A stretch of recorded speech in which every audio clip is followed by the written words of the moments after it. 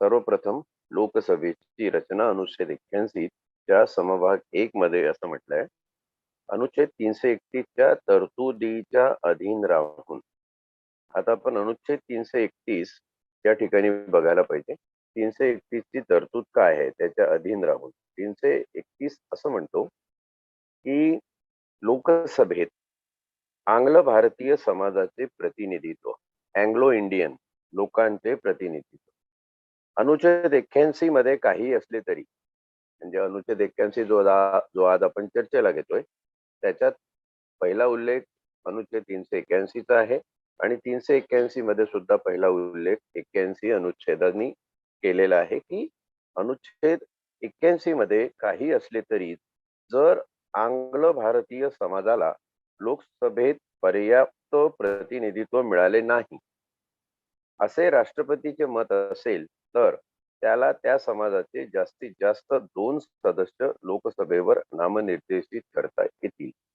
Bye nomination लोकसभेचे सदस्य खासदार म्हणून राष्ट्रपतीला नेमण्याचा अधिकार आहे अँग्लो इंडियन समाजापैकी. आणि अशा समाजाला जर प्रतिनिधित्व नसेल, समजा राज्यांच्या लोकसभा निवडणुकांमध्ये जर अँग्लो इंडियन समाजाचे लोक पुरेसे निवडून आले असतील तर यावेळी राष्ट्रपती विचार करेल की अँग्लो इंडियन समाजाला इथे आपल्याला वेगळं प्रतिनिधित्व देण्याची गरज नाही.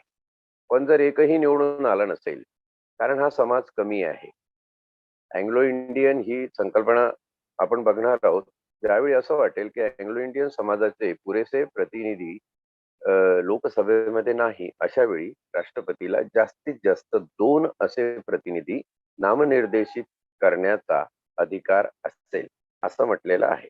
आता आपण अँग्लो इंडियन हा काय संदर्भ आहे तो थोडासा बघून घेऊया आणि घटनेमध्ये याची जी व्याप्ती आहे ती कुठवर आहे आणि कशामुळे आलेली आहे. खरं तर अँग्लो इंडियन हा शब्द प्रथम भारतात राहणाऱ्या ब्रिटिश लोकांसाठी वापरला जात होता. त्या काळामध्ये जर आपण बघितलं की ब्रिटिश आणि भारतीय स्त्री पुरुषांना झालेल्या संततीला युरेशियन असं म्हणत असत, म्हणजे युरोपियन किंवा युरेशियन. युरोप आणि आशिया अशा त्या संयोगातून निर्माण झालेला समाज म्हणजे युरेशियन समाज. पुढे हे शब्द गेले आणि ब्रिटिश पुरुष आणि भारतीय स्त्री यांच्यापासून झालेल्या संततीला अँग्लो इंडियन असे समाजात नाव पडले. अँग्लो इंडियन या शब्दाला कुठेही मराठी हिंदी पर्याय तुम्हाला डिक्शनरीमध्ये दिसत नाही. Anglo Indian is Anglo Indian, म्हणून याचा अर्थ समजून घेण्यासाठी असे लोक जे भारतीय स्त्री आणि युरोपियन पुरुष किंवा ब्रिटिश पुरुष किंवा ब्रिटिश स्त्री भारतीय पुरुष अशा प्रकारचे कॉम्बिनेशन मधून जे लोक जन्माला आलेत त्यांच्या समाजाला अँग्लो इंडियन समाज असं संबोधलं गेलेलं आहे. हा अँग्लो इंडियन समाज निर्माण होण्याचं जे काही प्रमुख कारण आहे ते जर आपण बघितलं तर ब्रिटिश ईस्ट इंडिया कंपनी जेव्हा भारतामध्ये आली तेव्हा साधारण 17व्या शतकापासून ही सुरुवात, 1600 नंतर जर आपण बघितली तर 17व्या शतकात ही सुरुवात दिसते. 18-19व्या शतकामध्ये साधारण ब्रिटिश ईस्ट इंडिया कंपनीचे 2000 ब्रिटिश अधिकारी होते व 40,000 ब्रिटिश सैनिक होते. परंतु त्या काळामध्ये ब्रिटनच्या स्त्रिया या भारतात येत नसत. हे सैन्य आपापल्या पद्धतीने फक्त पुरुष येऊन भारतामध्ये त्यांचा व्यापार उदीम आणि बाकीचे जे काही उद्योग असतील भारताला कॅप्चर करण्याचे ते सगळे करत होते. आणि अशा वेळी ब्रिटिशांच्या स्त्रिया काही भारतात येत नव्हत्या. त्यामुळे अनेक ब्रिटिश अधिकारी व सैनिकांनी भारतीय स्त्रियांशी विवाह केले. या ब्रिटिश भारतीय विवाहातून निर्माण झालेल्या संततीला आपण अँग्लो इंडियन या नावाने संबोधायला लागलो. मग 19व्या शतकाच्या मध्यावर, म्हणजे साधारण 1850 चा काळ घ्या, 19व्या शतकाच्या मध्यावर ब्रिटिश स्त्रिया भारतात येऊ लागल्या आणि त्यामुळे ब्रिटिशांचे भारतीय स्त्रियांशी विवाहाचे प्रमाण सुरू झाले पण नगण्य राहिले. पण त्याच्यानंतर परत 1857 ला जेव्हा स्वातंत्र्याचं पहिलं बंड किंवा पहिलं स्वातंत्र्य युद्ध झालं त्या युद्धानंतर परत ब्रिटिश स्त्रिया भारतामध्ये येण्याचं थांबलं. परंतु या सगळ्या प्रकारातून ब्रिटिश पुरुष आणि भारतीय स्त्री याच्या संयोगातून जो समाज निर्माण झाला, जी मुलं, जी पिढी निर्माण झाली, त्याला आपण अँग्लो इंडियन समाज असं संबोधलं. 1947 साली स्वातंत्र्य मिळाले तेव्हा भारतीय प्रदेशात अँग्लो इंडियन समाजाची लोकसंख्या साधारण 5 लाख एवढी होती. संपूर्ण भारतामध्ये असे ब्रिटिश पुरुष आणि भारतीय स्त्री यांच्या संयोगातून निर्माण झालेले लोक 5 लाखापर्यंत होते. परंतु त्यानंतर त्या समाजातल्या अनेक लोकांनी ब्रिटन, ऑस्ट्रेलिया, न्यूझीलंड आणि कॅनडा या 4 प्रमुख देशामध्ये स्थलांतर केलं. कारण त्यांचे वडील त्या देशातले असल्यामुळं त्यांना ते स्थलांतर तेव्हा सोपं झालं.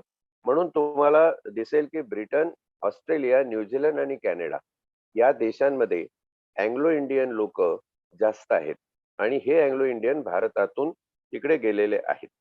आता यांनी तिथे स्थलांतर केल्यानंतर तिथे हे लोक थांबले आणि साधारण 2010-2011च्या लोकसंख्ये गणनेमध्ये आपल्याला असं लक्षात आलं की इथं भारतामध्ये आता यांची संख्या फक्त 1.5 लाख एवढी आहे.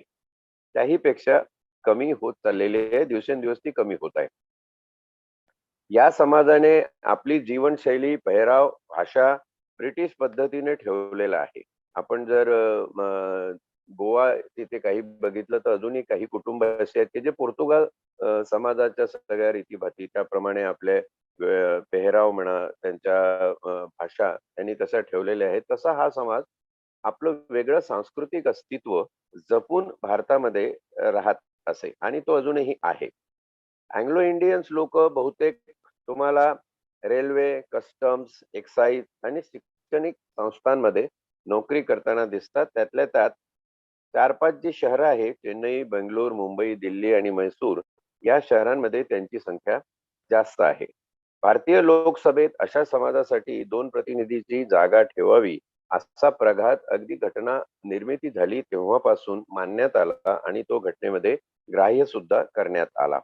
आता याच्यामध्ये तुम्ही म्हणाल की काही लोक जे आहे त्यांचे कसं काय हे ओळखायचं, तर रॉजर बिन्नी नावाचा जो क्रिकेट खेळाडू होता, त्यानंतर विल्सन जोन्स हा बिलियर्ड्स पटू होता, सेवानिवृत्त एअर मार्शल मॉरिस बार्कर, हे 3-4 नावं जर तुम्हाला सांगितली तर हे लोक अँग्लो इंडियन समाजाचे लोक होते. यांनी अनेक क्षेत्रामध्ये आपलं प्रावीण्य ठेवलेलं आहे. हा झाला अँग्लो इंडियनांचा थोडासा इतिहास. अँग्लो इंडियन म्हणजे नेमके कोण आणि हे लोक कसे आहेत, कोण आहे, काय आहे. परंतु साधारण यांची 1.5 लाख किंवा त्याहीपेक्षा कमी अशी लोकसंख्या विचारात घेऊन राष्ट्रपतीला असे अधिकार देण्यात आले की लोकसभेची संख्या निर्धारित करत असताना तुम्ही अँग्लो इंडियन समाजाचे कमीत कमी 2 प्रतिनिधी तिथं निवडून आले पाहिजे याची काळजी घ्यावी. ते 2 प्रतिनिधी जर आम लोकसभेच्या निवडणुकीमधून वेगवेगळ्या राज्यातून लोकसभेवर खासदार म्हणून निवडून जात असतील तर काही हरकत नाही. पण एकही जर असा प्रकारचा समाजाचा प्रतिनिधी, अँग्लो इंडियन समाजाचा प्रतिनिधी लोकसभेत निवडून गेला नसेल, अशा वेळी मात्र राष्ट्रपतीला जास्तीत जास्त 2 अँग्लो इंडियन लोकांना खासदार म्हणून नेमण्याचा अधिकार असेल, असं 331व अनुच्छेद भारतीय संविधानाचं सांगत आहे. आणि या 331व्या अनुच्छेदाचा समावेश उल्लेख आपण अनुच्छेद 81 ज्याच्यामध्ये लोकसभेची संख्या निर्धारित होते त्यावेळी आपण याचा उल्लेख करणं आवश्यक आहे. म्हणून इथं सुरुवातीलाच लोकसभेची रचना बघत असताना अनुच्छेद 331च्या तरतुदीच्या अधीन राहून लोकसभा क्रमांक 1 राज्यामधील क्षेत्रीय मतदारसंघातून प्रत्यक्ष निवडणुकीने निवडलेले 530.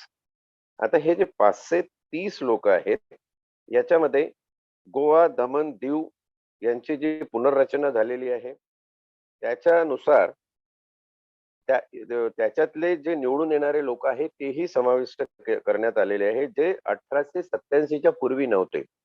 1887 नंतर हा आकडा 530 झालेला आहे.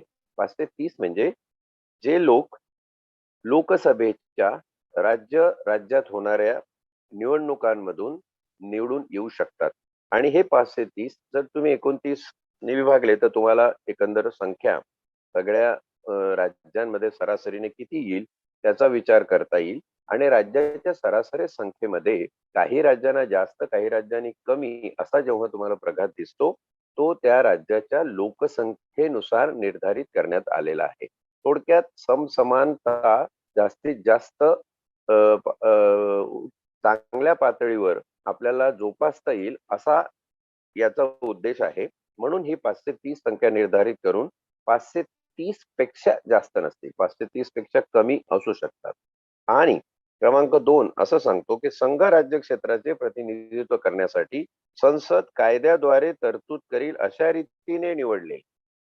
संसद कायद्याद्वारे तरतूद करील अशा रीतीने निवडलेले म्हणजे संसदेने याच्यासाठी समजा असा कायदा केला की निवडणूक आयोग या पद्धतीची काहीतरी संहिता निर्माण करून जे केंद्रशासित प्रदेश आहे, संघ राज्य क्षेत्रीय युनियन टेरिटरी, त्यांच्या मधून जास्तीत जास्त 20 पेक्षा अधिक नसलेले सदस्य म्हणजे 530 आणि 20 550 आणि त्यानंतर 2 अँग्लो इंडियन 552 ही संख्या अनुच्छेद 81 प्रमाणे निर्धारित होते.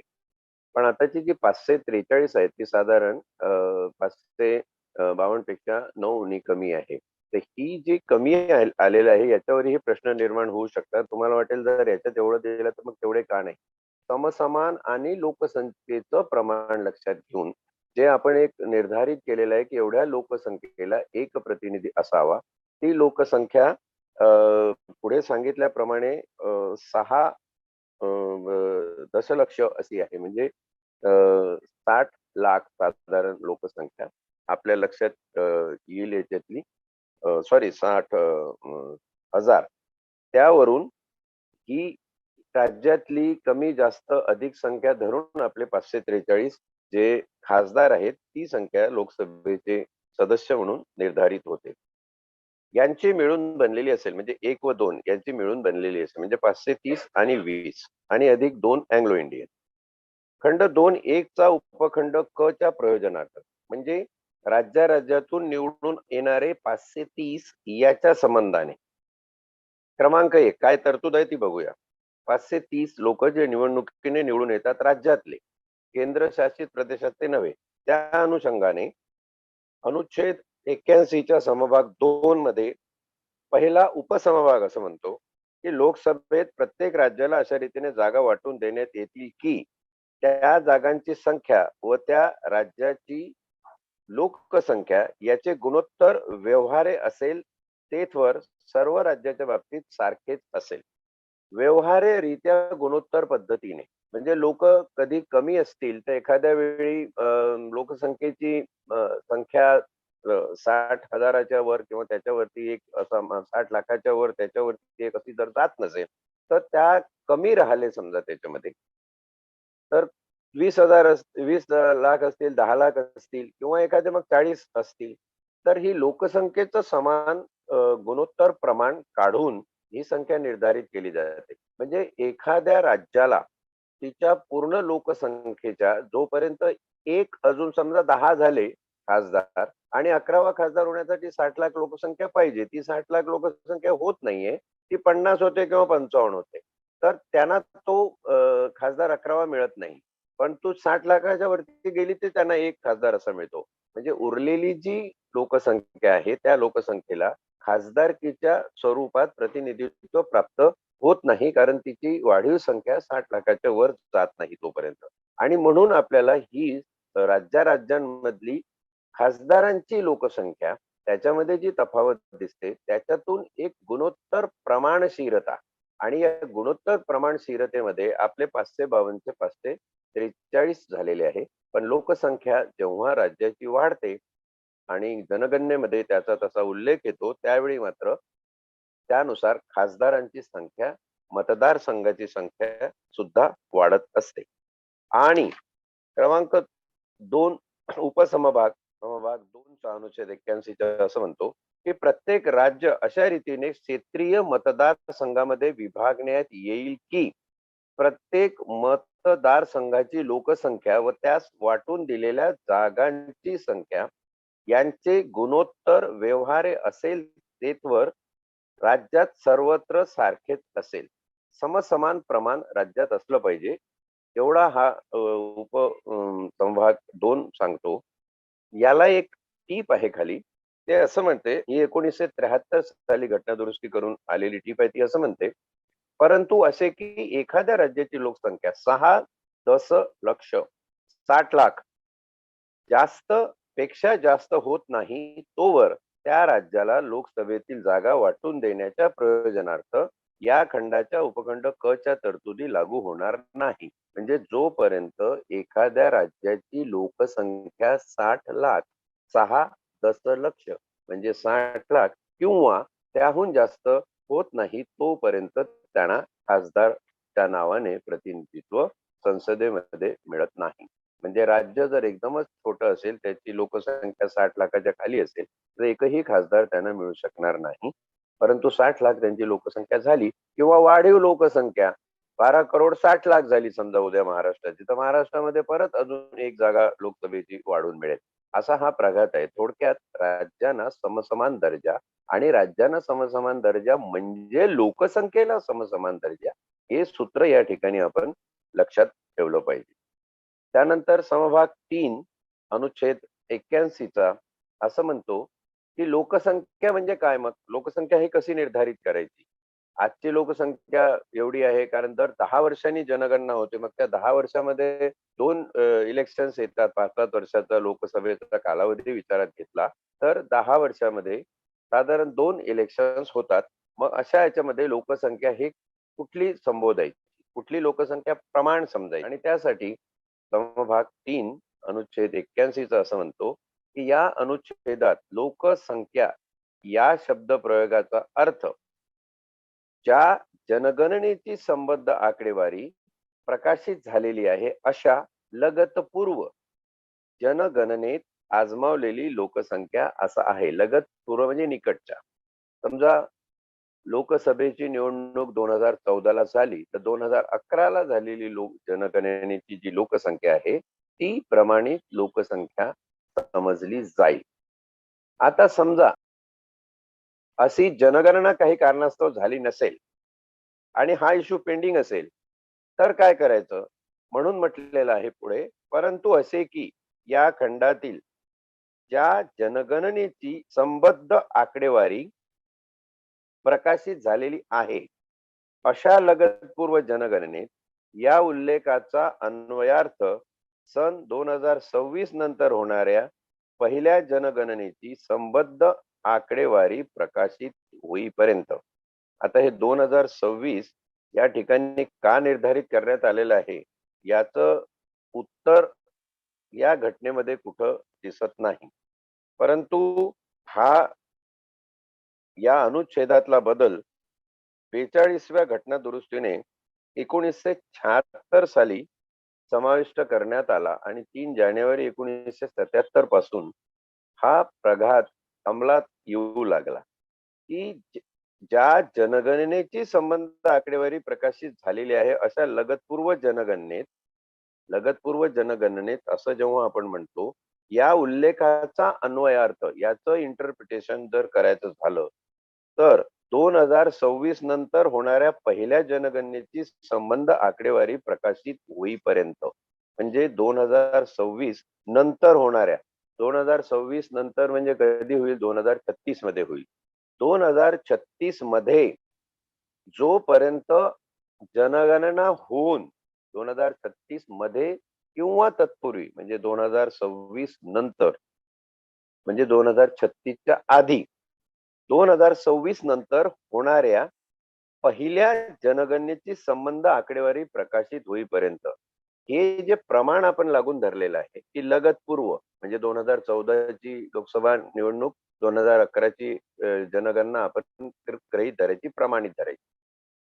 पण अशी लोकसंख्या आपल्याकडे नसेल तर काय प्रमाणित करता येईल? तर त्यांनी 2026 नंतरच्या होणाऱ्या पहिल्या जनगणनेची आकडेवारी प्रकाशित होईपर्यंत, म्हणजे हे लक्षात घ्या, 2036 ची जनगणनेची आकडेवारी प्रकाशित होईपर्यंत, म्हणजे आपल्याला लगतपूर्व जनगणनेची लोकसंख्या उपलब्ध नाहीये.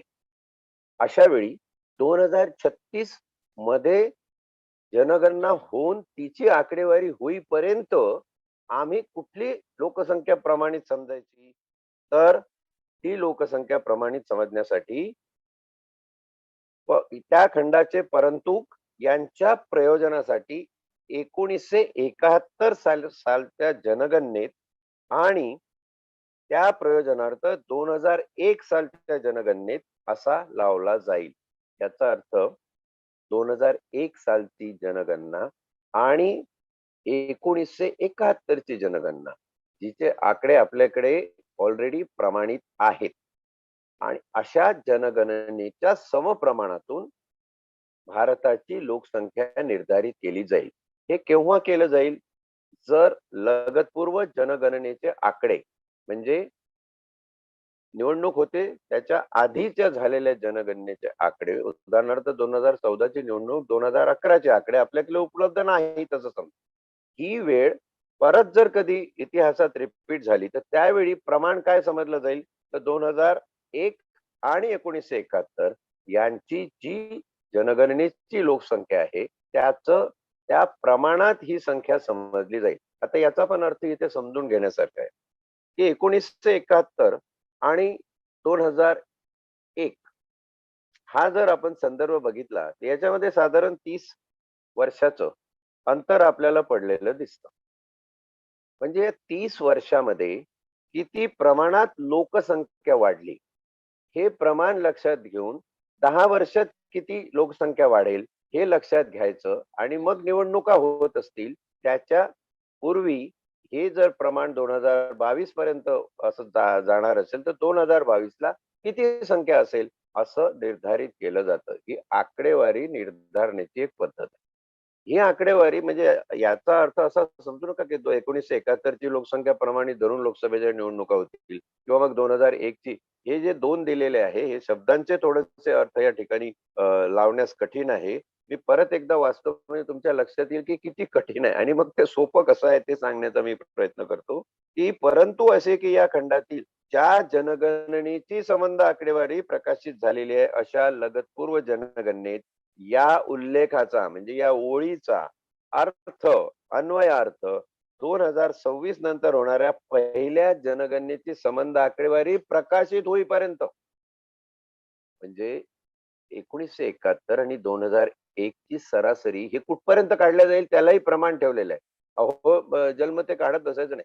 तर ते 2026 नंतरची जनगणना होईपर्यंत हे प्रमाण काढण्यात येईल. आणि काय प्रमाण काढण्यात येईल की 2001 पासून 2001 च्या आधी 1971 पासून या 30 वर्षात किती लोकसंख्या वाढली, म्हणून 5 वर्षात, 4 वर्षात, 2 वर्षात किती लोकसंख्या वाढू शकेल याची सरासरी काढून त्याप्रमाणे लगतपूर्व निवडणुकीची जनसंख्या निर्धारित केली जाते.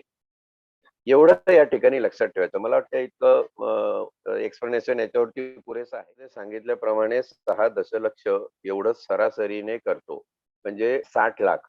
आता 60 लाख हे जे प्रमाण आहे ते प्रमाण कधी 56 लाख होऊ शकतं, कधी 62 लाख होऊ शकतं. प्रश्न असा आहे की मधले जे 4-5 लाख प्लस किंवा मायनस असतात त्यांचं वेगळं प्रतिनिधित्व निर्माण व्हायला ही संख्या परत दुसऱ्या फेज मध्ये 60 लाखापर्यंत जायला पाहिजे.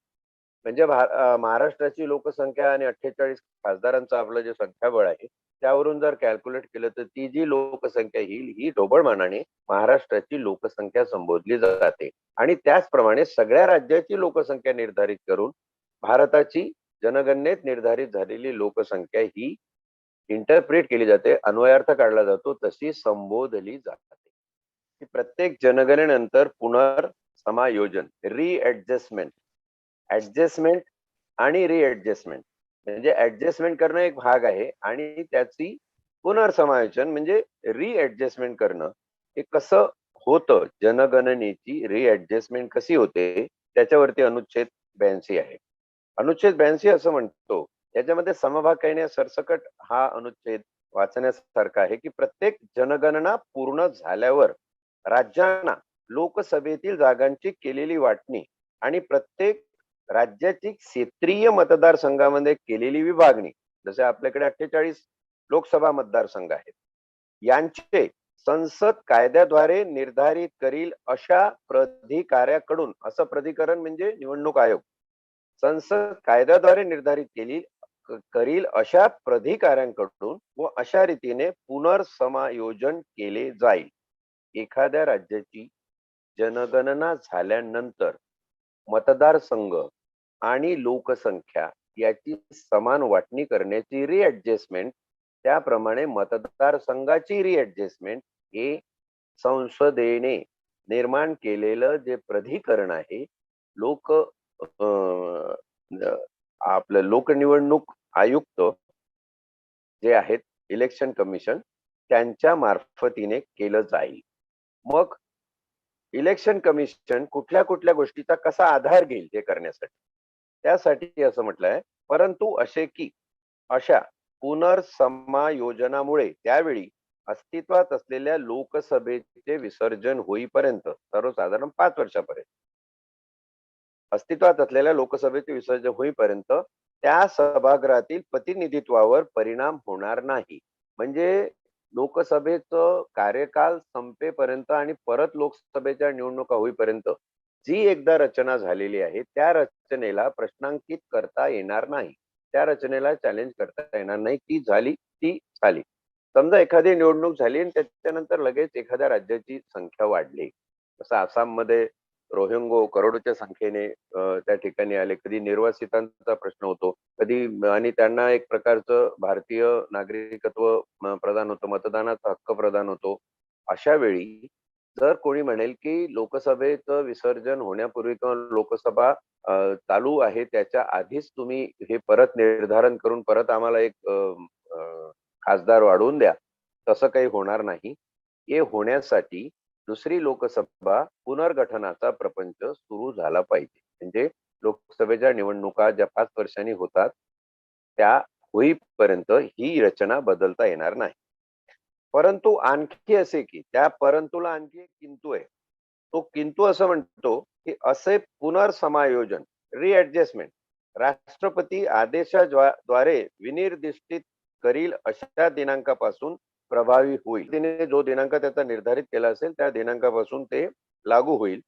आणि असे पुनर्समायोजन प्रभावी होईपर्यंत त्या सभागृहाची कोणतीही निवडणूक अशा पुनर्समायोजनापूर्वी विद्यमान असलेल्या क्षेत्रीय मतदारसंघाच्या आधारे घेता येईल. समजा अशा वेळी एखादी निवडणूक आली, मध्ये मिड टर्म पोल ज्याला आपण म्हणतो, मध्यावधी निवडणूक आली लोकसभेत. आता ही मध्यावधी निवडणूक आली आणि हे नियोजन जे आहे, पुनर्समायोजन जे आहे, रिऍडजस्टमेंट जी आहे ती झाली नसेल आणि राष्ट्रपतींनीही तसा आदेश काढून हे कुठल्या तारखेपर्यंत निर्धारित करायची तेही केलं नसेल, तर जे मागे म्हणजे मागच्या निवडणुकीमध्ये जे मतदारसंघ होते, जी विभागणी होती ती विभागणी कायम धरून त्या पद्धतीने ती प्रमाणशीरता लक्षात घेऊन निवडणुका घेतल्या जातील. म्हणजे हे बदल कुठल्या परिस्थितीत होऊ शकतात, ती परिस्थिती आणि त्या परिस्थितीची अपवादात्मक परिस्थिती काय असू शकेल याचं स्पष्टीकरण इथे आपल्याला बघायला मिळतं. शेवटी राहता राहता परत लोकसंख्या, जनगणना याचा संदर्भ येतो आणि म्हणून 81 समभाग 3 चाच पुनरुल्लेख अनुच्छेद 82 मध्ये झालेला तुम्हाला या ठिकाणी दिसतो की परंतु तसेच सन 2026 नंतर होणाऱ्या पहिल्या जनगणनेची संबंध आकडेवारी प्रकाशित होईपर्यंत, म्हणजे 1971 आणि 2001 जे 30 वर्षातलं जे सरासरीने आपण प्रमाण काढतो, ही पद्धत कुठवर 2026 नंतर होणारी जी जनगणना आहे तिथपर्यंत, म्हणजे सर्वसाधारण आपण 2036 करू. 2036 पर्यंत हे लागू आहे. मग तुम्ही विचाराल 2036 नंतर काय होईल, तर 2036च्या पूर्वी घटनेमध्ये या अनुच्छेदामध्ये काहीतरी घटना दुरुस्ती आणली जाईल. परंतु तसेच सन 2026 नंतर होणाऱ्या पहिल्या जनगणनेत संबंध आकडेवारी प्रकाशित होईपर्यंत 1971 सालच्या जनगणनेच्या आधारे राज्यांना लोकसभेतील जागांची केलेली वाटणी आणि 2001 सालच्या जनगणनेच्या आधारे प्रत्येक राज्याची क्षेत्रीय मतदारसंघामध्ये केलेली विभागणी याचं जे प्रमाण आहे यांच्या या अनुच्छेदान्वये पुनर्समायोजन करण्याची आवश्यकता असणार नाही. म्हणजे ही जी आवश्यकता आहे ती 2026 नंतर झालेल्या जनगणनेनंतर 2036 नंतर याची आवश्यकता असणार नाही. म्हणजे ही जी तरतूद आहे ती तरतूद 2036 नंतर आपोआप बंद होईल. आपोआप या घटनेतल्या प्रघाताला पूर्णविराम मिळेल असा याचा अर्थ आहे.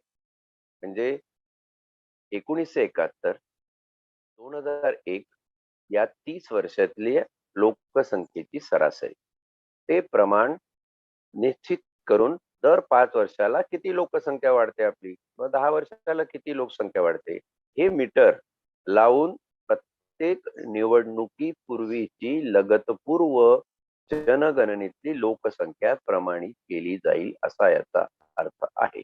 आणि हे जे मीटर आहे ते कुठपर्यंत चालेल, ते 2026 नंतरच्या होणाऱ्या पहिल्या जनगणनेपर्यंत म्हणजे 2036 पर्यंत जास्तीत जास्त.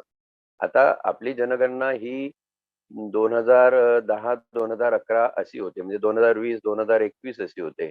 मग ही पुढची जनगणना कशी होईल 2030 आणि 2031 अशी होईल. म्हणजे 2036 पर्यंत आपण जाणार नाही. म्हणून इथे शब्दप्रयोग वापरताना 2026 नंतरची म्हणजे 2026 नंतरची जेव्हा मी सरसकट 2036 म्हणतो त्याचा अर्थ 10 वर्षांनी प्रत्येक हे बदलते. पण आपलं 10 वर्षाचं जे मीटर आहे ते 10 आणि 11च्या पाड्यांपासून सुरू होतं, पण ते 20-21 पर्यंत जाईल आणि 30-31 पर्यंत जाईल. म्हणजे 2031 ची होणारी जनगणना ही 2026 नंतरची होणारी पहिली जनगणना जर संबोधलं तर 2031 पर्यंत आपल्याला ही प्रमाणशीरता घटनेच्या प्रघातानुसार वापरता येईल असा याचा अर्थ आहे.